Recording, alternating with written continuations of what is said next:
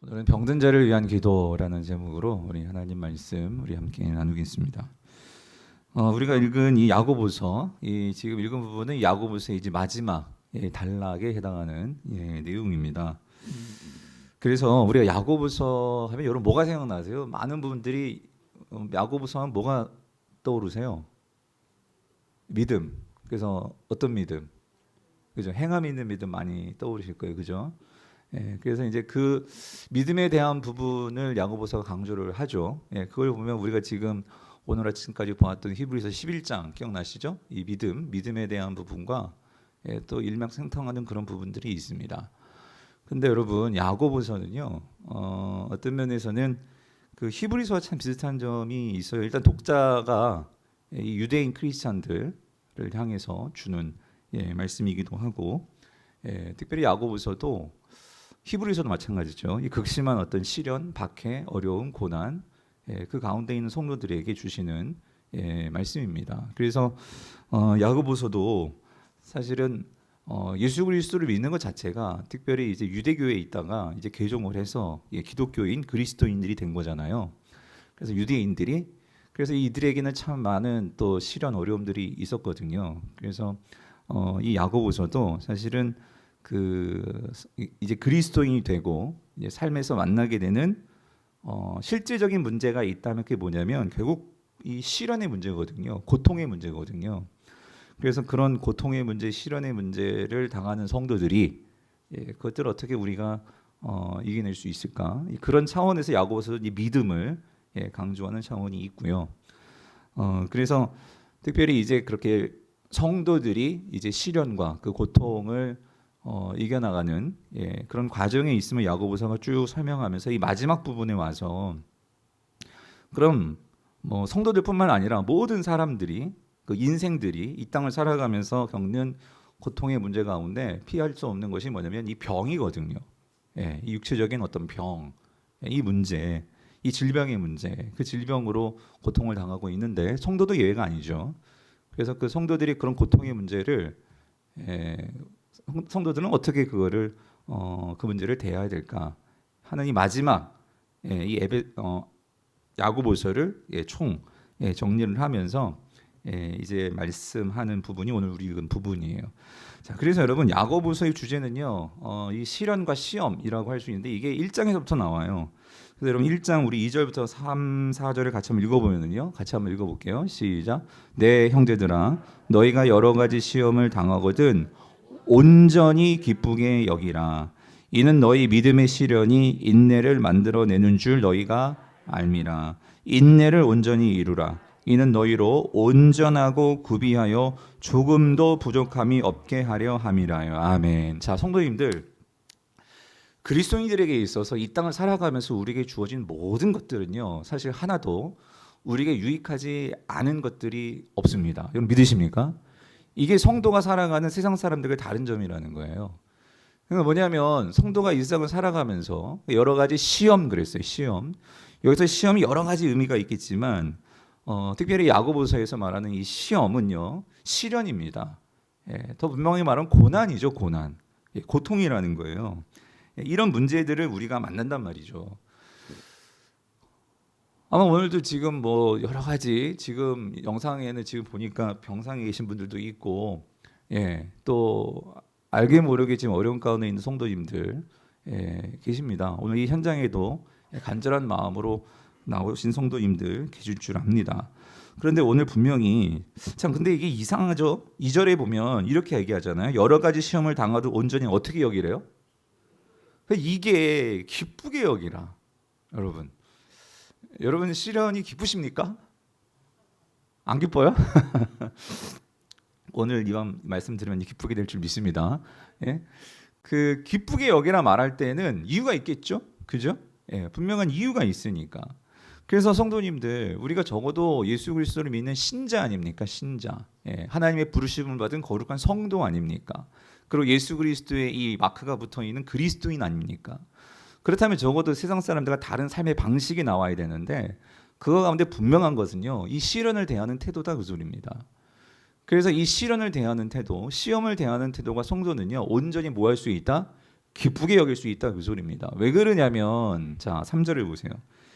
왜냐하면 자 이 시련이 여기요. 이 시련이 자 뭘 만들어낸대요? 인내를 만들어낸다 그랬어요. 자 근데 여러분 여기서요. 그냥 시련이 아니라 어떤 시련이라고 그랬죠? 믿음의 시련이다 그랬어요. 믿음의 시련. 그러면 여기 중요한 건 믿음과 시련의 관계를 생각해 봐야 된다는 거예요. 믿음의 시련 이랬을 때에는 그럼 믿음과 시련은 어떤 관계가 있을까? 그래서 성도님들 성도들에게 있어서는요. 믿음은 즉 시련은 자 믿음과 어떤 관계가 있냐면 이 믿음은요. 그러니까 시련을 우리가 대할 때 시련을 만났을 때 고난을 만났을 때 성도들이 대하는 하나의 방식은요. 이거라는 거예요. 그 시련이요. 결국 성도들에게 믿음을 입증해 줄 수 있는 기회가 된다 그 소리입니다. 다시 뭐라고요? 그러니까 성도에게 시련은 뭘 입증한다고요? 믿음이요, 믿음. 믿음을 입증하는 기회가 된다 그 소리입니다. 그래서 이 시련이 그 믿음을 입증할 수 있는 기회이기 때문에 여러분 믿음은요.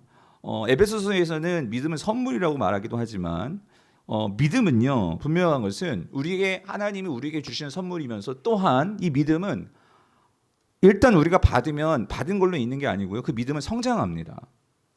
장성한 분량의 믿음으로 성장할 수 있는 것이 믿음의 특징이에요. 그러니까 어떤 면에서 믿음은요 씨앗과 같다고 할 수 있어요.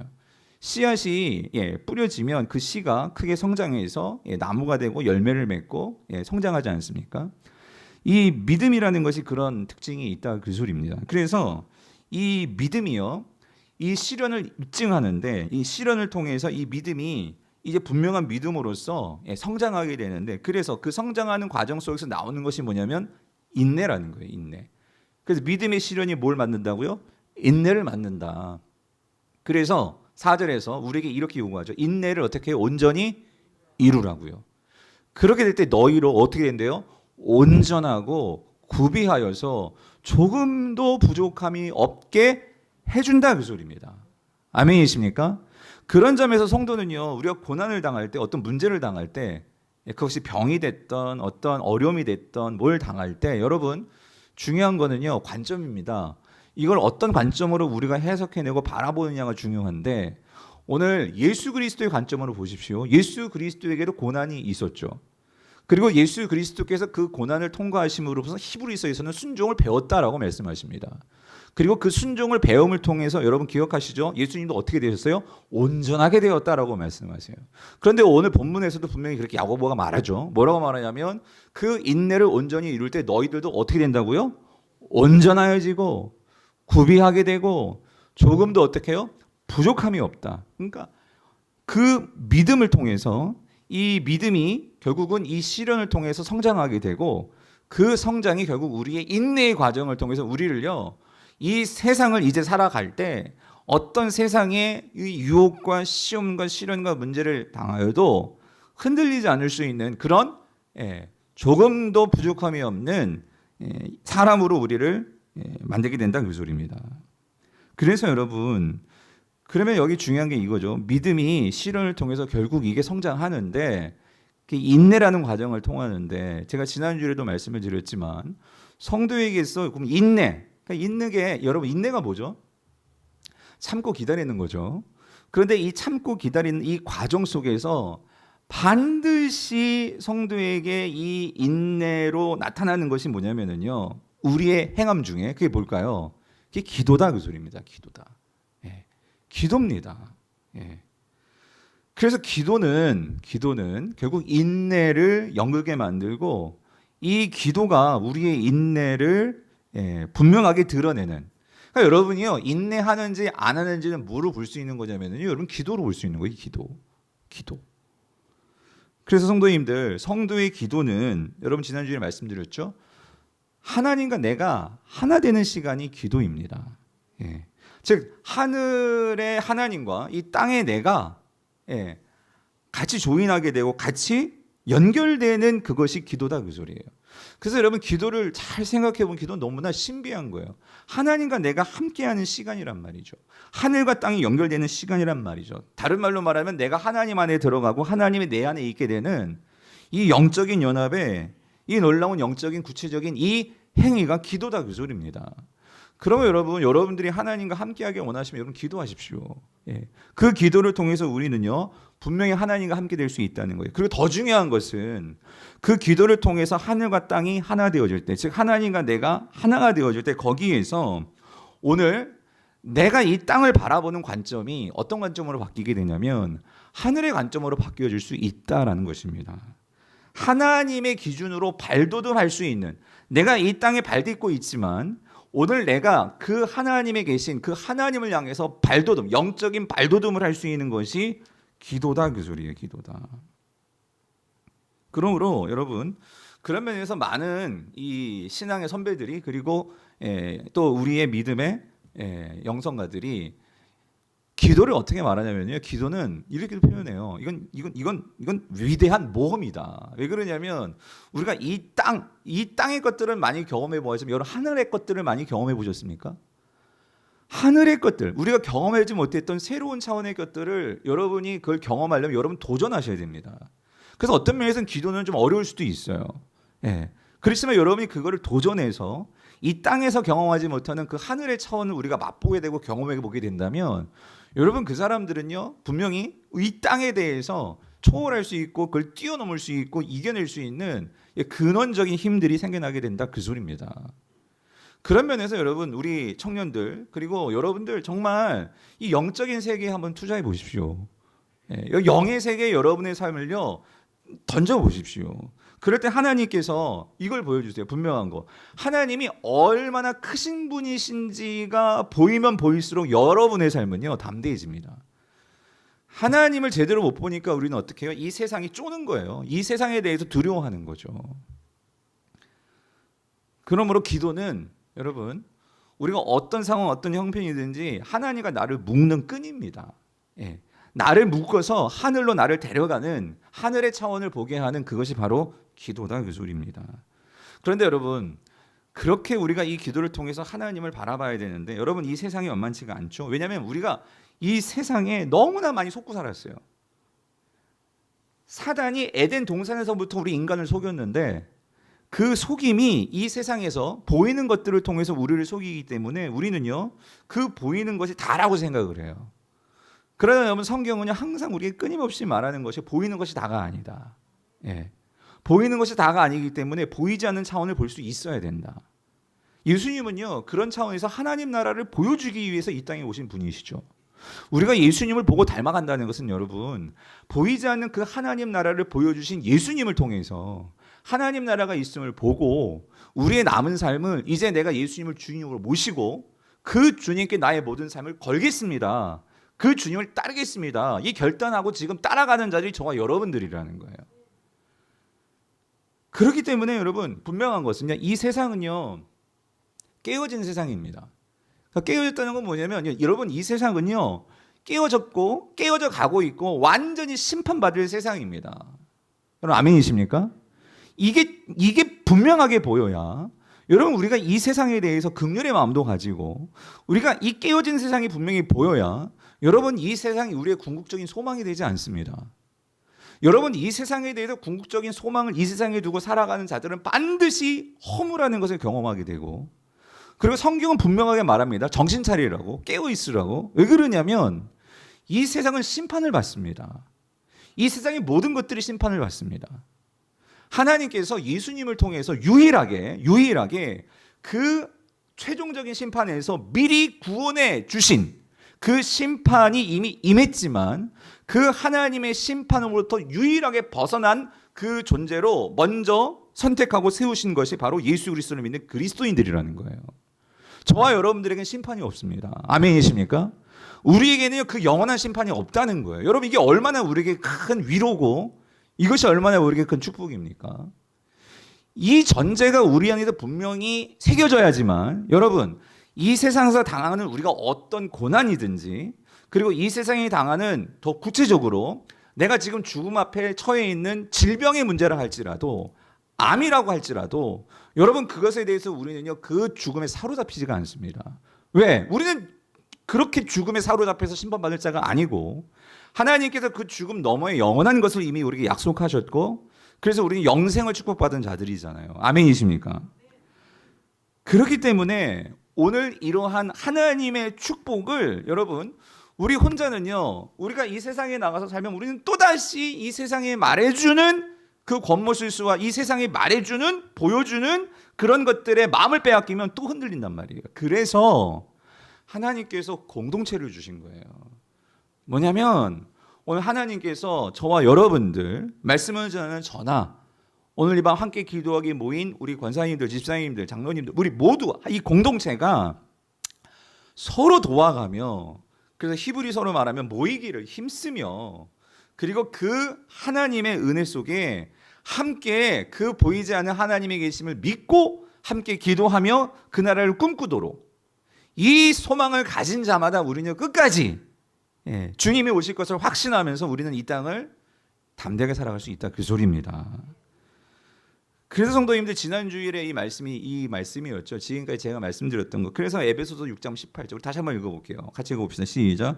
모든 기도와 간구를 하되 성령 안에서 기도하고 이를 위하여 깨어 구하기를 항상 힘쓰며 여러 성도를 위하여 구하라 그 소리입니다. 구하라. 제가 오늘 이 밤 여러분에게 간절히 도전하는 것은 오늘 저와 여러분의 기도 속에 이제는 나만의 기도가 아니라 이미 여러분들이 서로 위해서 기도하는 걸 알고 있는데 우리는 반드시 우리는 이 땅에서 주님께 부름받은 자들이라면 여러분 저와 여러분의 기도 속에 항상 나의 기도 먼저보다 너를 위한 기도가 반드시 있어야 합니다. 그게 우리의 부름받은 소명이고 사명이라는 거죠. 그러면 여러분 기도하는 곳에 여러분 내가 하나님과 함께하고 그리고 내가 너를 위해서 우리를 위해서 이웃을 위해서 기도할 때 나의 기도 속에 그 영혼이 들어와서 결국 우리가 진정한 하나가 되어진다 그 소리입니다. 그래서 여러분 자 오늘 보면 13절로 들어가세요. 오늘 13절 다시 한번 읽어보겠습니다. 13절을 보면 여기 아주 중요한 그래서 오늘 이 기도와 시련과 인내와 이 모든 과정 속에서 이제 마지막으로 야고보서를 이제 결론 지으면서 야고보가 이걸 도전하는데 13절 같이 읽어볼게요. 시작. 너희 중에 고난당하는 자가 있느냐 그는 기도할 것이요 즐거워하는 자가 있느냐 그는 찬송할지니라. 자 여러분 여기서 우리가 기도할 것이요 찬송할지니라부터 보기 전에 여러분이 놓쳐서 안 되는 것은 이거예요. 너희 중에라는 소리예요. 이게 뭘 말하는 거죠? 공동체입니다. 공동체. 너희 중에. 그러니까 사실 이것은 함께 기도하는 거예요. 우리가 혼자 기도하는 게 아니고요. 같이 기도하는 겁니다. 그래서 너희 중에 특별히 우리가 같이 기도하는데 특별히 자 고난당하는 자가 있으면 자 뭐 하래요? 기도해라 라고 말하고 있어요. 그래서 여러분 여기서 한 가지 우리가 정리할 수 있는 것은 그러니까 여러분 결국 우리가 이 땅을 살아가면서 우리에게 시련 그 시련 중에 가장 우리가 힘든 것이 고난이잖아요. 고난. 이 고난의 문제. 애들도 고난, 어른도 고난, 다 고난을 피할 수가 없어요. 문제들이 있어요. 그런데 이 고난을 극복할 수 있는 오늘 야고보는요. 마지막으로 우리에게 이 고난을 극복할 수 있는 바른 방법을 가르쳐 주는데 그게 뭐냐면요. 뭐 하라는 거예요? 기도하라는 거예요. 그럼 여러분 기도하라는 그 의미는 뭐냐는 거예요. 왜 기도해야 되는 거예요? 결국 이 고난의 문제는요. 이것은 내가 뭐 좋은 집에 살고 뭐 예를 들어서 내가 뭐 그런 고난을 좀 잠시 좀 위안을 줄 수 있는 어떤 해결책이 세상에서 나올까요? 근데 그것이 영원한 해결책이 되지 않는다 그 소리입니다. 왜냐하면은 여러분 지금 어떤 문제가 해결됐어요. 고난이 해결됐어요. 그러면 우리의 인생에서요 또 고난이 없습니까? 여러분이 살면서 지금 이 문제가 좀 해결됐는데 그럼 다른 문제가 또 안 일어나나요? 우리 인생은 끊임없이 이 고난의 그 쳇바퀴 속에서 돌아가면서 하는 것이 우리 인생이라는 거예요. 그러면 여러분 이 고난의 문제를 근본적으로 해결할 수 있는 해결책을 가져야지 지금 당장 문제가 있다고 거기에 대한 그냥 빨간 약 바르면 여러분 내가 지금 여기가 상처가 있는데 이게 썩어가지고 사실 수술을 해야 되는데 그걸 모르고 빨간 약 붙이고 반창고 붙인다고 이게 해결된 문제입니까? 아니란 말이죠. 그러면 여기서 기도한다 그 소리는 뭐냐면은 여러분 이겁니다. 우리의 이 고난의 문제는 결국 우리가 초점과 우리의 이 마음을 누구와의 관계를 가져야 되냐면요 하나님과의 관계 속에서 볼 수 있어야 된다는 그 소리입니다. 이 고난이라는 것은 결국 하나님의 관계를 통해서 우리가 해결할 수 있고, 이 고난은 하나님과의 관계를 통해서 우리가 이 고난을 새롭게 볼 수 있고 새롭게 그것을 받아들일 수 있는 그 기회다, 그 소리입니다. 이게 성도의 새로운 관점이라는 거예요. 왜 그러냐면 여러분, 고난 당하면 다 좌절하거든요. 고난 당하면 다 절망하거든요. 그리고 고난을 당하면 우리는 나도 모르게 이 고난을 가지고 꼭 다른 사람들과 비교를 해요. 왜 하나님 나만 그러냐고. 왜 나만 이렇게 어렵습니까? 왜 나한테만 이러십니까? 하면서 우리는 그걸 어떻게 해요? 다른 사람은 안 그런데 왜 나만 왜 그렇습니까? 우린 이렇게 접근한단 말이죠. 여러분, 이게 뭐냐면 기도를 통해서 하나님과의 관계를 갖지 못하고, 하나님의 그 뜻을 우리가 알지 못하고, 하나님의 그 마음을 우리가 헤아리지 못하면 우리는요, 이 자기중심적인 신앙에 갇힌단 말이에요. 예, 자기중심적인 신앙. 예. 그러니까 하나님도 자기중심적으로 해석을 해버린단 말이에요. 하나님을 통해서 나를 해석해야 되는데 내가 하나님을 해석합니다. 내가 이 고난의 문제를 해석한단 말이에요. 그래가지고 이 문제가 해결되지가 않아요. 여러분, 한번 잘 보세요. 근데 또 한 가지가 있어요. 여러분, 그럼 즐거울 때는 여기 보세요. 즐거워하는 자는 근데 또 뭐 하래요? 찬송하라는 거예요. 여러분, 이것도요, 사실 고난과 이 기쁨, 즐거움이라는 기쁨이거든요. 그러니까 우리의 삶에서 어떤 좋은 문제, 우리는 어떤 고난의 문제가 해결되면 기뻐할 수 있겠죠? 아니면 고난이 아니더라도 우리가 좋은 어떤 내가 바라는 일들이 되고 하면 다 기뻐하잖아요. 그죠? 그럼 즐거워하잖아요. 그런데 여러분, 이것도 마찬가지예요. 우리가 그러니까 슬프든지 기쁘든지, 오늘 야고보가 우리에게 제시하는 해결책, 중요한 그 교훈 뭐냐면요, 여러분 이렇습니다. 기쁜 일이 있어요. 즐거워한 일, 좋은 일이 있어요. 그럼 어떻게 된다는 소리 뭐 하래요? 찬송하라는 거예요. 그러면 여러분, 찬송도 이건 누구와의 관계에서 나오는 거죠? 하나님과의 관계에서 나오는 겁니다. 그런데 여러분 보십시오. 우리가 좋은 일이 생기고 기쁜 일이 생기고 그렇게 되잖아요. 그럼 우리 뭐 하고 싶으냐면요, 찬송도 찬송이지만 우리는 자랑하고 싶습니다. 예. 사람들의 그걸 막 자랑하고 싶은 거예요. 왜? 인정받고 싶으니까. 근데 그렇게 되면 자칫 잘못하면 하나님을 생각하지 않고 우리의 기쁨에 취해서, 그래서 나를 자랑하게 되면 사람은 기쁘면요, 좋은 일 생기면요, 교만해지기 쉽습니다. 예. 그러면 야고보가 말해주는 거는, 인생에서 우리는요, 하나님과의 관계 속에서 우리를 봐야 된다. 나를 봐야 된다. 왜 그러냐면 여러분 이렇습니다. 성도는요, 그러니까 어떤 상황이든지 간에 여러분, 하나님과의 관계에서 이거를 바라볼 수 있는 것을 갖는 자가 정말 이 인생을요, 제대로 살 수 있다, 그 소리입니다. 하나님과의 관계에서 이게 기쁜 일이든지 슬픈 일이든지 그거를 해석할 수 있고, 그거를 이해할 수 있고, 그것을 바라볼 수 있어야지만 일희일비 하지 않는다는 거예요. 그냥 기분이 좋았으면 막 올라갔다가 기분이 나쁘면 막 다운됐다가 이러지 않고, 상황에 상황하지 않고 우리의 초점을 주님께 두면 우리는 끝까지 내가 가야 할 길을 잘 달려갈 수 있다, 그 소리입니다. 이게 평강이죠, 평강. 하나님이 주시는 평강. 예. 그래서 성도님들, 여러분의 삶에서 이 두 개를 잘 보셔야 돼요. 그러니까 기도와 찬양입니다, 찬양. 그래서 찬양도 엄밀히 말하면 찬양도 기도입니다. 여기서 말하는 찬송은요, 기도를 말해요. 그러니까 하나님을 향해서 우리가 슬프든지 기쁘든지 우리 삶 속에서 항상 뭐가 있어야 돼요? 하나님을 향한 초점. 예. 그게 기도다, 그 소리입니다. 즉, 기도와 찬양이 없으면 여러분, 사단은요, 우리를 마구잡이로 공격을 합니다. 왜? 우리의 초점이 흔들리기 때문에. 예. 그래서 이제 구체적으로 이제 고난의 문제 중에 특별히 이제 우리가 많이 힘든 부분이 뭐냐면 이 병이거든요. 병. 예, 육신의 병. 그래서 14절을 보면 이렇게 얘기를 하죠. 14절 같이 한번 읽어볼게요. 시작. 너희 중에 병든 자가 있느냐? 그는 교회의 장로들을 청할 것이요, 그들은 주의 이름으로 기름을 바르며 그를 위하여 기도할지니라. 자, 그래서 여러분, 우리 고난의 문제 가운데 우리 병의 문제가 있습니다. 예, 이 병의 문제가 있는데, 그러면 이 병이라는 고난, 시련, 시험, 이걸 우리가 당할 때 우리가 어떻게 해야 되느냐? 먼저 우리 자신이 기도해야 돼요. 그죠? 너희 중에 기도해라. 그죠? 근데 너희들만 기도할 뿐만 아니라 이렇게 하래요. 또 너희 중에 병든 자가 있으면 그는 어떻게 해야 되냐면, 자, 누구를 청하래요? 예, 교회의 장로들을 청해라 그랬어요. 자, 그렇다면 여러분, 이게 무슨 의미일까요? 장로들을 청한다.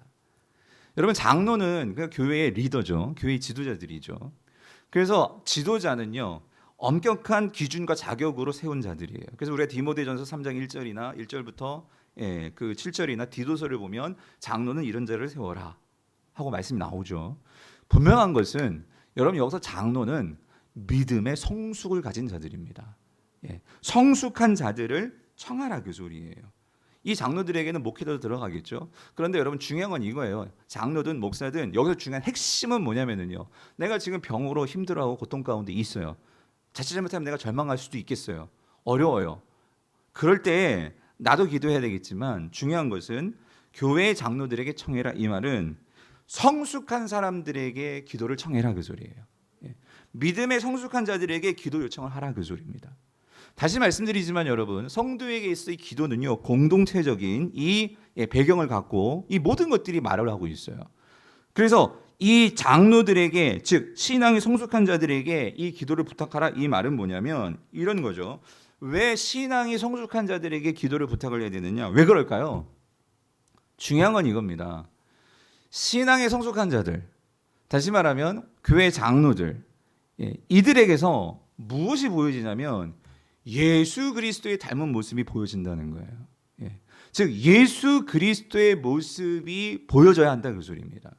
그 예수 그리스도의 그 모습이 보일 때 여러분 거기에서 이 예수 그리스도의 그 모습이 우리에게 믿음을 강화시킨다 그 소리입니다. 즉 여기서 장로들을 청해서 장로들이 기도해 준다는 것은 어떤 의미에서는요. 지금 이 병든 자들은 믿음이 약해져 있을 수 있어요. 그리고 지금 이 병든 자들은요. 그래서 어려움이 있는 자들인데 이들에게 지금 필요한 것은 뭘까요? 믿음입니다. 그러므로 신앙이 성숙한 자들, 다시 말하면 예수 그리스도의 그 모습을 닮아가고 있는 그 자들, 그들이 가서 예수 그리스도가 그와 함께함을 이 병든 자들이 알 수 있도록 그렇게 믿음을 보여줘야 된다 그 소리입니다. 그러므로 여러분 분명히 중요한 건 이겁니다. 내가 지금 어떤 병 들었습니까? 내가 어떤 고난이 있습니까? 어려움이 있습니까? 여러분 그런 분들은 필히 믿음의 공동체 안에 있어야 됩니다. 혼자 거기서 떨어져 나가게 되면 여러분 그것이 우리의 믿음을 파산나게 만들 수도 있고요. 그것이 우리의 시련을 더 극심하게 만들 수 있다는 거예요. 그러므로 성숙한 공동체, 예수 그리스도를 닮아가는 공동체 속에 내가 있다는 것은요. 이건 너무나 큰 축복이고. 그래서 여러분, 여러분이 있는 그 공동체, 여러분 순모임이든 어떤 모임이든 이 교회가 우리 모두가 함께 그러한 예수 그리스도를 닮아가는 자들이 많은 교회가 되어야지 여러분 거기에서 우리의 어떤 고난의 문제들이 닥칠 때 이게 우리의 큰 문제가 되지 않는다 그 소리입니다. 그것들을 이겨낼 수 있는 힘들이 주어진다 그 소리입니다. 또 한 가지는요. 두 번째 이유가 있는데 두 가지 이유가 있는데 장로를 청한다는 이유는요. 여러분 장로는요 교회의 대표입니다. 다시 말하면 장로님들을 청해서 기도를 요청하라 그 소리는 무슨 말이냐면 여러분 이겁니다. 장로님들이 어떤 신유의 은사를 가졌기 때문에 추청해라 그 소리가 아닙니다. 장로님들은 교회 대표이기 때문에 결국 그 장로님들이 기도할 때 결국 그것은 무엇을 상징하냐면 교회 전체가 함께 기도하게 되는 것을 의미하는 거예요. 오늘 제가 이 기도회를 같이 인도하면서 이 기도회를 정말 하나님께 바라고 우리가 함께 기도하는 것은 여기서 오늘 뭐 단회적으로 이렇게 한번 기도하고 그게 아니고요. 우리 교회가 함께 항상 믿음의 지체들을 위해서 기도하는 교회가 되기를 위해서 오늘 이 특별히 금요 성령 집회를 환우들을 위한 기도를 하는 거예요. 이번 한 번만 이벤트가 아니고 같이 함께 같이 기도할 수 있도록 전체적으로 기도할 수 있도록. 왜 그러냐면 여러분 하나님은요 함께 그 연약한 그 힘든 그 지체를 위해서 같이 기도하는 것을 너무나 좋아하신다 그 소리입니다. 왜 그러냐면 그게 공동체이기 때문에, 그게 교회이기 때문에. 그래서 여러분 보세요. 예수님께서 첫 번째로 특별히 놀라운 기적을 행하시는데 따지면 두 번째기도 하지만요. 여러분 중풍병자를 고쳐주십니다. 중풍병자를 고쳐주시는데 그 중풍병자는 걸을 수 없어요. 그래서 그 친구들이 그를 데리고 와가지고 여러분 기억하시죠? 천장을 뚫고 그를 내려서 예수님께서 그 중풍병자의 병을 고쳐주십니다. 근데 그때 예수님께서 뭐라고 말씀하시죠? 누구의 믿음을 보고 고쳐주셨어요? 중풍병자의 믿음이에요? 그러면요. 그들의 믿음을 보신 거예요. 그들의 믿음을 보시고 무슨 말이죠? 그들 공동체의 믿음을 보셨다 그 소리입니다. 그 믿음을 귀하게 보셨다 그 소리예요. 오늘 이 밤에 저는 확신해요. 오늘 우리 모든 성도님들이 그런 믿음을 가지고 같이 기도할 때 하나님은요 우리 가운데 놀라운 일을 보여주실 수 있는 분이심을 믿습니다. 그게 공동체의 성질이라는 거예요. 하나님께서 공동체가 함께 마음을 다해 뜻을 다해 힘을 다해 애걸고 그렇게 매달릴 때 여러분 거기서 하나님께서 놀라운 하나님의 영광을 보여주시지 않으시겠습니까? 그렇게 함께 매달려서 기도하는 것이 중요합니다. 여러분 그게 중보기도의 능력입니다. 뿐만 아니라 여러분 14절 다시 한번 보세요. 그 교회 장로들을 청할 것이고 그 다음에 그들은 자 이렇게 얘기하죠. 그러면 내가 병들었어요. 그런 성숙한 자들 그리고 함께 다 같이 기도해 줄 수 있는 그런 교회 대표를 청해서 기도를 요청하고 그리고 그들은 장로들이겠죠. 또 특히 여기서는 장로님들이겠죠. 그 장로님들은 어떻게 기도하냐면 이렇게 기도하세요. 주의 이름으로 뭘 바르며 기름을 바르며 그랬어요. 기름을 바르며 그를 위하여 기도할지니라라고 말씀하셨어요. 이게 무슨 의미일까? 기름을 바르며 그를 위하여 기도할지니라. 그래서 여러분 여기서 학자들은요, 기름을 바른다를 놓고 그래서 한동안 초대교회는요 병자가 있을 때 기름을 바르고 기도를 했대요. 그럼 여러분 병자를 고쳐주려면 기름을 발라줘야 할까요? 지금도? 여기서 중요한 건 여러분 기름은요, 기름을 바른다는 것은 이건 상징적인 의미예요. 기름을 바른다는 것은 어떤 예전적인 어떤 의미를 갖고 있어요. 예식으로서의 의미를 갖고 있어요. 그러니까 여기서 중요한 거는 여러분 이겁니다. 그러니까 모든 기도, 모든 병자를 위한 기도에 반드시 기름을 부어줘야 된다. 그거를 말하는 것이 아니고요. 더 중요한 게 있습니다. 기름을 바르는데 그게 식용유가 됐든 무슨 콩기름이 됐든 무슨 기름이 됐든 그게 중요한 게 아니고 정말 중요한 것은 그 앞에 있는 거예요. 뭐가 중요해요? 누구의 이름으로 기름을 바르며? 여기에 여러분이 쭈그셔야 돼요. 주의 이름으로 기름을 바르며예요. 그러면 여기서 기름을 바른다는 건 어떤 의미냐면 여러분 이 당시는요 약들이 별로 없었어요. 이 당시에는 특별하게 어떤 그런 의학이 발달되어 있지 않았어요. 그런데 내가 정말 많이 힘들고 아파요. 그런 성도들에게 기름을 바른다는 것은 어떤 면에서는 심적인 위로, 어떤 안정을 주는 어떤 그런 이건 수단일 수 있어요. 그런데 기름 자체가 낫게 하는 게 아니죠. 그럼 뭐예요? 기름이 아니고 중요한 건 뭡니까? 주의 이름으로 해요. 주의 이름으로. 다시 말하면 기도해주는 자들이 무엇을 가지고 기도하는 거예요? 주의 이름으로 기도를 해야 된다. 이 말은 뭐예요? 전적으로 이 모든 권능과 능력이 누구에서 오는 거죠? 예수 그리스도의 이름의 권세라는 거예요. 예수 그리스도의 이름의 능력이라는 거예요. 그 베드로와 요한이 그 성전 미문에 있는 안전벨에 일으킬 때 누구의 이름으로 내가 너에게 명하노니? 예수 그리스도의 이름으로 명하노니 일어나 걸으라 말하였던 것처럼 성도님들 오늘 내가 기름을 바르든지 물을 뿌리든지 무엇을 하든지 그러니까 이것은 이 아픈 사람을 위한 그러한 어떤 위로를 주는 거지만 정말 중요한 것은 그것을 행하는 능력은 예수 그리스도 나오기 때문에 우리가 오늘 기도할 때 저 능력 없어요 여러분. 여러분들도 능력 없잖아요. 근데 우리를 통해서 우리의 마음을 통해서 누가 역사하세요? 예수 그리스도의 이름이 역사하십니다. 그게 중요하다 그 소리입니다. 그렇기 때문에 여러분 여기서요 또 한 가지 중요한 의미가 있는데 기름을 바른다라는 의미는요 또 이런 의미도 있어요. 뭐냐면은 여러분 기름을 붓는다는 것은요 결국 이 초대교회 성도들은요 뭘 생각을 했을까? 뭐냐면은요 결국 이 기름 부음은 어떤 특별한 높아짐의 의미가 있어요. 그래서 왕이 세워질 때 기름을 부으죠. 그리고 제사장을 세울 때도 구약에서는 기름을 부었어요. 그러니까 무슨 말이냐면 기름을 붓는다는 것은 그래서 예수 그리스도라는 이름도 기름 부음 받은 자잖아요. 기름을 바른다는 것은 이거예요. 네가 지금 병들고 네가 지금 약하고 그럴지라도 너는 사단이 너를 사로잡고 있는 게 아니고 너는 기름 부음 받은 하나님의 자녀야. 하나님의 백성이라고 이걸 잊지 말어. 그거를 상기시켜주는 의미도 있다라고 봐요. 무슨 말인지 이해되십니까? 여러분 내가 지금 병들었어요. 내가 지금 어떤 문제가 있어요. 그것을 여러분이 좌절하고 사단은요 그래서 끊임없이 우리를 정죄하고 우리에게 어떤 내가 저주를 받은 거 아닌가? 내가 어떤 그러한 내가 버림받은 것이 아닌가? 나는 하나님이 사랑하지 않는 거 아니야? 나를 벌 주시는 거 아니야? 여러분 그렇게 생각하지 말라는 그 소리입니다. 기름을 붓는다는 것은 너는 어떤 상황 어떤 형편이든지 하나님의 것이고 하나님이 택한 것이고 그리고 궁극적으로 이 땅이 다가 아니고 우리는 하나님 나라에서 왕같은 제사장 거룩한 하나님의 그러한 백성으로서 왕노릇할 그런 자들이 성도라는 거예요. 이거를 확신시켜주는 것이 기름을 바르며요. 기름을 바르며. 그러면서 예수 그리스도의 이름으로 분명하게 선포를 해주는 거죠. 사랑하는 성도님들 여러분들이 누군가를 위해서 기도해 줄 때 이런 담대함으로 기도할 수 있게 되기를 간절히 바랍니다. 그게 예수 그리스도의 기름을 바르며요. 이걸 오늘날로 적용하면 여러분 이렇습니다. 여러분 안수기도가 그렇다 그 소리예요. 안수기도가 그렇다. 그러니까 제가요 저 안수기도 그렇게 많이 안 하거든요. 성도님들이 요청하시면 하지만 제가 막 하지는 않습니다.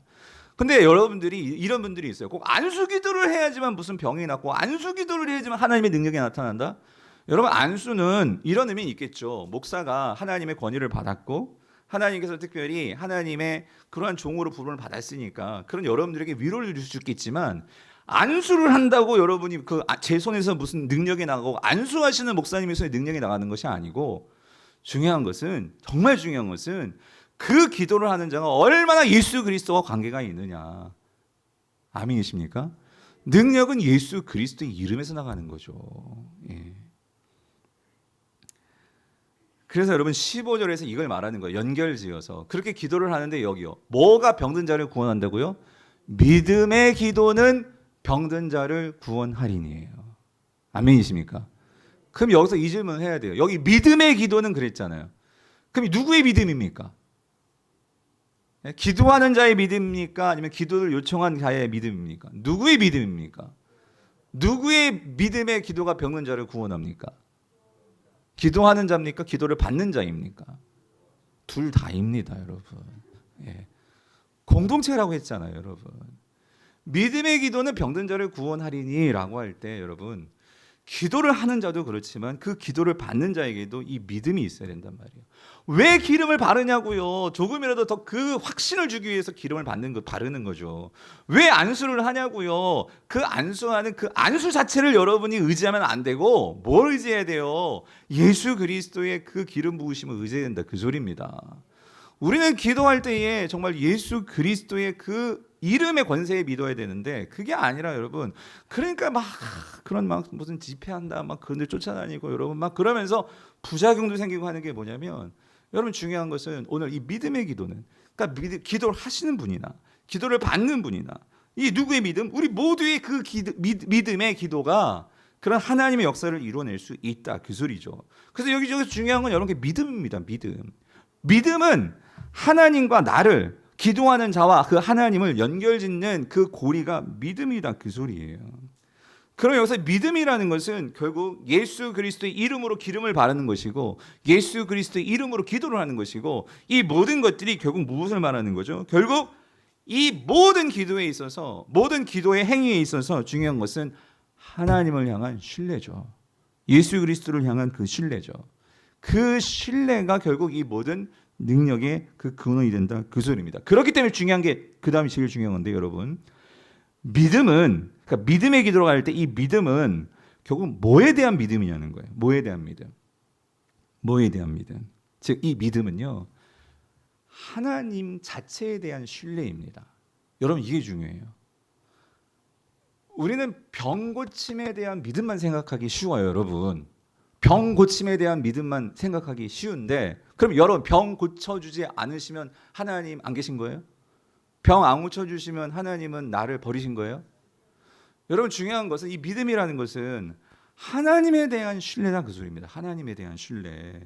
그래서 중요한 것은, 믿음에서 중요한 것은, 그래서 요한일서 5장 14절은 이렇게 얘기합니다. 뭐라고 얘기합니까? 같이 읽어볼게요. 시작. 그를 향하여 우리가 가진 바 담대함이 이것이니 그의 뜻대로 무엇을 구하면 어때요? 들으심이라, 그 소리입니다. 그의 뜻대로, 하나님의 뜻이 중요하다, 그 소리입니다. 이것은 하나님에 대한 신뢰라, 그 소리예요. 하나님은 뜻을 가지고 나의 인생에 개입하신다, 그 소리입니다, 여러분. 하나님은 분명히 아무렇게나 여러분의 인생을 그렇게 망가뜨리고 여러분의 인생에 비참하게 만들고 고난을 주신 분이 아니라, 그 소리입니다. 하나님은 뜻을 가지시고 계획을 가지시고, 하나님은 나에게 가장 선한 것으로 나에게 오시는 분이 하나님이시다, 그 소리입니다. 그거를 믿을 때 우리가 담대할 수 있다, 그 소리예요. 그거를 믿을 때 어떤 상황에서 사단이 나의 마음 가운데, 나의 마음을 흔들어 놔도 거기에서 의심에 빠지지 않고 침륜에 빠지지 않고 흔들리지 않고 당당하게 설 수 있다, 그 소리입니다. 그래서 여러분, 예수님께서 이런 말씀을 하셨어요. 마가복음 11장 23절 24절에 믿음에 대해서 비유를 하시는데, 비유로 말씀하시는데 이렇게 말씀하셨어요. 같이 한번 읽어볼게요. 시작. 내가 진실로 너희에게 이르노니 누구든지 이 산더러 들리어 바다에 던져지라 하며 그 말하는 것이 이루어질 줄 믿고 마음에 의심하지 아니하면 어떻게 돼요? 그대로 되리라. 그러므로 내가 너에게 말하노니 뭐예요? 무엇이든지 기도하고 구하는 것은 받은 줄로 믿으라. 그리하면 너에게 어떻게 해요? 그대로 되리라. 근데 여러분 이 말씀 23절을 딱 띄워버리고 24절만 갖고 말하면 안 돼요, 여러분. 무슨 말인지 아십니까? 여기서 무엇이든지 기도하고 구하는 것은 받은 줄로 믿으라 그랬는데 우리는 이것을 어떻게 생각하면요, 하나님의 뜻은 생각하지 않고 나의 뜻만 가지고 믿습니다 그런단 말이에요.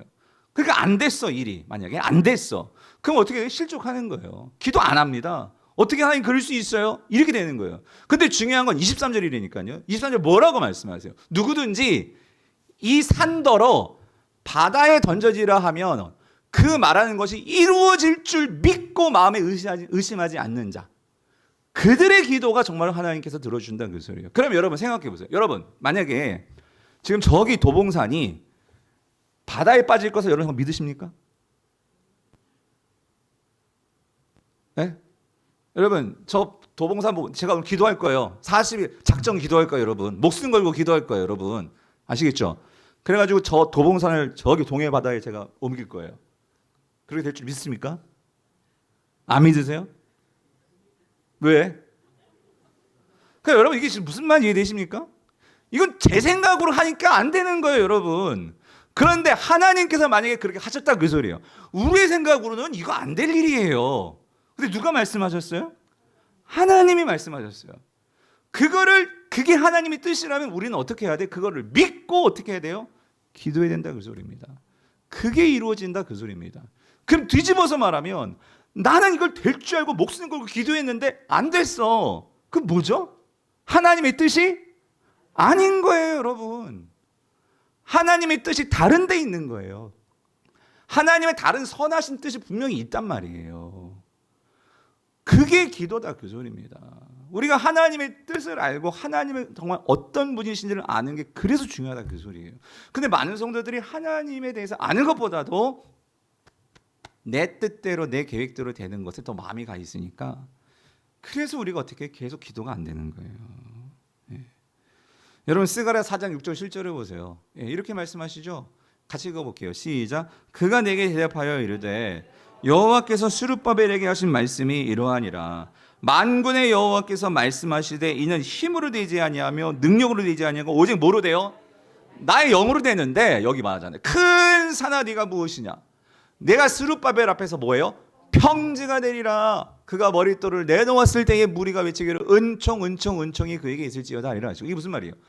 큰 산. 그러니까 여기서는 진짜 큰 산이 아니라 여러분 이거죠. 이건 지금 그 바벨론 포로로 갔다가 끌려온 이제 그 포로민들이 이제 다시 성전을 짓는데, 이게 성전 짓는 게 여간 힘든 일이 아니었어요. 여러 방해 공작이 있었고, 그렇지만 하나님께서 스룹바벨에게 될 거야, 반드시 세워질 거야.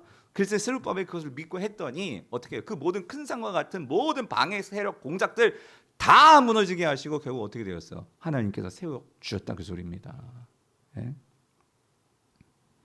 그런 성도님들, 오늘 우리의 삶 속에서 하나님이 어떤 분이신지를 아는 게 그렇게 중요하다 그 소리예요. 예.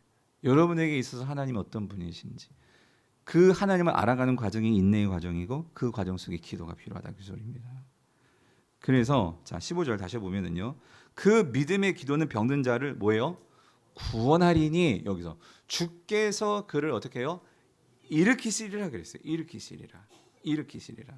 그래서 여러분 여기서 중요한 것은요, 이것도 참 의미심장해요. 뭐냐면 믿음의 기도는 병든 자를, 여기서 구원이라는 단어가, 여러분 우리는 흔히 구원은 뭐예요? 우리의 죄로부터 나를 구원하실 때 구원이라는 단어를 쓰잖아요. 근데 예수님도 그렇고 여기서 구원은 우리가 분명히 알 수 있죠. 이건 뭐예요? 치유하시리니, 이런 의미 아니겠어요? 그죠? 병으로부터 우리를 건져주시는 거, 우리를 고쳐주시는 거잖아요. 근데 성경에서는요, 이 고침, 우리의 치유, 이 단어가 분명히 다른 단어가 있는데 이 소조라는 구원이라는 단어를 쓴단 말이에요. 그래서 믿음의 기도는 병든 자를 뭐예요? 구원한다. 예. 그리고 또 한 가지, 주께서 그를 일으키시리라 할 때 이것도 치유를 말하는 거잖아요. 근데 분명히 일으키신다는 것은 결국 이거 자체가 일으키니까 치유 맞아요. 근데 이 일으킨다라는 에게로라는 이 헬라어도요, 이게 어디에 많이 쓰이는 거냐면 신약에서는요, 예수님의 부활을 말할 때 에게로를 씁니다. 일으키다, 일으킨다. 하나님께서 예수 그리스도를 죽음 가운데서 일으키셨다라고 같이 쓰는 단어가 이 에게로예요. 일으키셨다. 그래서 여러분 여기에서 분명한 것은 우리가 믿음의 기도가 하나님께서 우리에게 그런 치유를 주신다, 회복을 주신다, 분명히 말하고 있습니다. 그래서 여러분 여기서 한 가지 이거를 믿으십시오. 뭐냐면 저도 그랬고요. 참 목사로서요. 제가 하나님께서 어느 순간인가 확신을 주셔서 내가 바뀌었지만 예전에는요. 제가 왜 그렇게 치유의 은사를 주십시오. 왜 그랬냐면요. 기도를 할 때 이런 생각이 드는 거죠. 내가 기도를 했는데 이 성도님이 병이 안 나으면 주여 고쳐주시옵소서 기도를 했는데 병이 안 낫고 우리 병이 더 심해졌어. 참 난감하지 않아요, 여러분? 제가 어느 순간에 그러니까 어떻게 기도해? 제가 기도를 막 재고 있어. 말을 돌리고 있더라고. 주여 나을 줄 믿습니다가 아니라 고쳐주실 줄 믿습니다. 이렇게 기도를 못하고 제 안에서 아니 근데 이렇게 선포를 했는데 그런데 다 낫는 건 아닌데 이러고 있는 거예요, 여러분. 예? 여러분 오늘 저는 이 야고보서 이 말씀 확신을 얻은 게 뭐냐면요, 여러분 어떠세요? 여러분 나의 병을 고쳐주세요 그럴 때 근데 여러분 솔직히 말해보세요. 여러분 다 기도한다고 다 고침 받습니까? 아니에요. 그러면 여러분 기도할 때 하나님 고쳐주시려면 고쳐주시고 말려면 마세요 이렇게 기도할 거예요? 그럼 어떻게 기도해야 돼요? 고쳐줄 줄 믿습니다라고 기도를 해야죠, 여러분. 이게 뭐냐면 여러분 중요한 게 이거예요. 이게 지금 그런 의미예요. 병든 자를 구원하리니라고 할 때 여러분 하나님께서 우리에게 분명히 선한 길로 인도해 주시기 때문에 하나님께서 분명히 우리의 병을 고쳐주시고 그냥 고칠 수 있으신 분이십니다. 아멘이십니까? 그러면 우리가 그 하나님을 믿고 구하는 거예요. 그런데 그게 아닐지라도 또 한 가지 여기서 구원한다, 일으킨다, 부활의 관점에서 보면 여러분 성도에게는요 진짜 우리가 구원받고 진짜 우리가 일으키는 것은 이 땅에서가 아닙니다. 이 땅에서 우리가 죽을지라도 이 땅에서 내가 병들어서 내가 정말 내일 당장 무슨 암으로 죽을지라도 그러나 여러분 성도에게 그게 끝입니까? 하나님께서 우리를 완전히 회복시키시고 우리를 살리실 그날이 있단 말입니다. 예수 그리스도께서 다시 이 땅에 오시는 날 우리는 다시 완전하게 회복이 되어지고 완전하게 다시 살아날 거예요. 여러분들이 우리보다 앞서간 내 남편, 내 아내, 내 자식 죽었을지라도 예수 그리스도 안에서 죽었다면 다시 살아납니다. 아멘이십니까? 이 확신을 가지고 살려줄 줄 믿습니다. 그 살려주신 것이 지금 살려줄 수도 있고 지금 못 살려주시면 우리는 반드시 부활할 것을 믿기 때문에 성도들은 어떻게 기도해야 돼? 살려줄 줄 믿습니다라고 기도를 하는 거예요, 여러분. 아멘이십니까? 지금 야고보서가 그런 의미에서 이중적인 그 구조를 가지고 얘기를 하고 있는 거예요. 그래서 여러분 이런 관점에서 사도 바울도 기도를 했더라고요. 여러분 고린도후서 12장 8절 10절을 보면 여러분 사도 바울은요 죽은 자를 살린 기도의 치유의 능력을 가지고 있는 사도였습니다. 다 알고 계시죠? 근데 이 사도 바울이 자기 자신에게 병이 있었잖아요. 그래서 이 병 고쳐달라고 주님께 3번씩이나 기도했대. 이 말은 정말 목숨 걸고 정말 열심히 기도한 거예요. 근데 여러분 예수님이 고쳐주셨어요? 하나님 고쳐주셨어요? 안 고쳐주셨어요. 자 보세요. 이것이 내게서 떠나가게 하기 위해 내가 어떻게 3번 주께 간과하였더니 9절 나에게 이르시기를 내 은혜가 내게 족하도다. 이는 내 능력이 약한 데서 온전하여 짐이라 하신지라. 그러므로 도리어 크게 뭐예요? 그러니까 이게 여러분 이거는 정말 이 사도 바울만이 확실하게 아는 거겠죠. 근데 오늘도 저도 이 경지에 들어갈 수 있음을 믿으시기를 바랍니다. 이게 무슨 말이냐면 하나님께서 사도 바울에게 말씀해 주셨기 때문이에요. 뭐라고 말씀해 주시면 뭐라고? 나의 여러 약한 것들에 대하여 자랑할 수 있게끔. 왜? 이는 그리스도의 능력이 내게 어떻게? 머물게 하려 함이라. 그러니까 돌이켜보니까 여러분 사도 바울은 똑똑한 사람이었어요. 사도 바울은요 예수 그리스도 없이 인생을 살아갈 수 있는 자였어요. 그런데 어느 날 예수님이 나타나셔서 너 왜 나를 이렇게 핍박하냐 하고서 이 사도 바울을 부르셨잖아요. 그리고 나서 사도 바울이 개종하고 회심하고 주를 위해서 살았지만 여러분 인간은요 누구나 다 사도 바울이나 저나 여러분들이나 좋은 일 생기면 교만하기 싫고 나쁜 일 생기면 또 좌절하기 싫고 그런 자였어요. 여러분 죽은 자를 살렸어요. 얼마나 인간으로서 슈퍼 파워 아니에요? 우와 내가 죽은 자를 살렸어. 다 모여봐. 죽은 자 아니 병든 사람 다 와보세요. 내가 살려줄게. 이게 얼마나 인간으로서는 정말 무서울 게 없겠죠. 그런데 여러분 하나님께서 어떻게 하십니까? 그게 바울에게 정말 좋은 일일까요? 그게 바울의 인생에 정말 그를 하나님께서 사랑하게 그렇게 하셨기 때문에 그렇게 놔두는 일일까요? 바울은 깨달았지 그게 아니었다. 내가 정말 기고만장했으면 내가 하나님 붙들었을까? 그거 말하는 거죠. 오히려 내가 약하기 때문에 이건 바울의 고백이에요. 내가 약하기 때문에 오히려 나는 누굴 더 붙들어요? 주님을 붙들고 사는 거예요. 하루하루 힘들지만 주님을 붙들며 살면서 내게 해주신 은혜가 족하도다. 성도님들, 이건 바울의 케이스고요. 여러분의 케이스는 여러분 각자가 적용하셔야 돼요. 네. 한 가지 실제적인 예를 들게요. 다음 사진 보여주시면 이 사람이 조던 피터슨이라고요. 이분이 그러니까 요즘 말하면 정말 정말 뛰어난 이 사상가이기도 하고 뛰어난 오늘날 지식인입니다. 미국에서. 근데 이분이요, 여러분 이 책 다 아실 거예요. 이 12가지 인생의 법칙은 거의 500만 베스트셀러예요. 그리고 이 지금 질서 너머는 이제 작년인가 나왔나? 아무튼 이 조던 피터슨은 하버드 교수고요. 지금은 토론토 대학 교수인데 심리학 교수이신데 이분 유튜브 채널만 해도 거의 500만, 독자가 500만이고요. 이분이 한번 강의한다면 거의 뭐 다 돈 내고 강의를 듣는데 다 매진이고, 하여튼 그렇게 뛰어난 학자예요. 학자인데 이분이 근데 참 특이해요. 뭐냐면 이분이 자기가 2017년에는요 그 성경에 대해서 관심을 갖고 그 성경에 대한 강의를 한 17편을 유튜브에 채널에 올렸어요. 올렸는데 그게 엄청난 반향을 일으켜가지고, 근데 성경을 얘기하는데 근데 사람들이 거기에 반응을 보이는 거예요. 이 사람이 어떤 사람의 심리나 그리고 이 사람이 어떤 우리의 인생에서 의미가 뭔지 이런 것들을 얘기를 하는데 예수 믿지 않는 청년들도요 막 거기 막 환호를 하고, 그러니까 그 어떤 정말 삶에서 이런 허무와 이 삶의 어떤 그러한 이 고독과 외로움과 이런 이 인생에서 그런 뭔가 그걸 만져줄 수 없는 그런 부분이 사람들이 다 살아가면서 그 외로움을 느끼고 고독을 느끼고 그런 공고를 느끼고 있는데, 이분의 어떤 그런 강의가 그들의 영을 터치를 하는 거예요. 근데 이 책을 읽어보시면 분들 알겠지만 되게 기독교적인 그런 세계관, 사고 그런 것들이 많아요. 근데 결정적으로 이분이 예수를 안 믿어. 하나님은 존재한다고 믿어. 근데 자기는 솔직하게 부활을 못 믿겠대. 육신의 부활을 못 믿겠대. 근데 여러분 이분이요 회심하셨습니다. 작년에 결국은. 근데 어떤 일이 있었냐면 이분이 2021년이었을 거예요. 2021년에 결국은 그 개종을 했는데 2019년도에요. 2019년도에 어떤 이 아내가 신장 암 말기가 걸린 거야. 그래가지고 아내가 막 죽을 똥살똥했고요.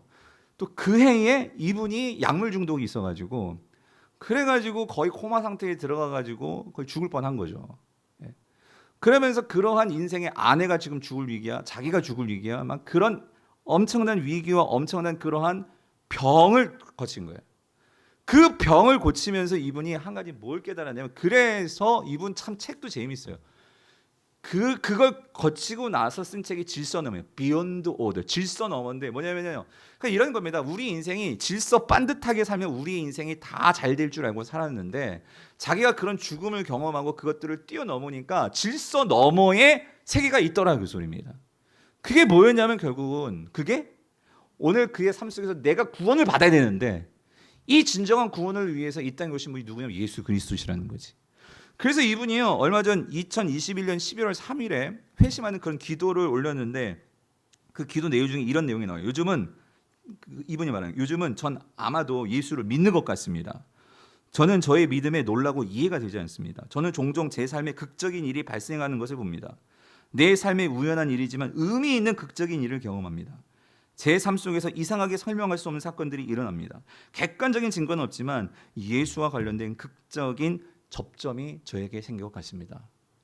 라고 말하면서 결국 그 이후로 건강도 회복되고 했는데, 그러니까 여러분 이런 거예요. 여러분 우리의 인생에서요 물론 이렇게 회복이 되는 사람도 있고 결국은 뭐 죽는 분도 계시겠지만, 근데 우리 모든 성도의 삶에서 중요한 것은 순간순간 우리가 닥치는 이런 일들이 내가 생각하는 것 같이 일이 안 될 때가 있잖아요. 그런데 그 순간 우리 성도는 뭘 생각해 봐야 되냐면 이것을 통해서 하나님께서 내게 이루시려고 하는 일이 뭘까?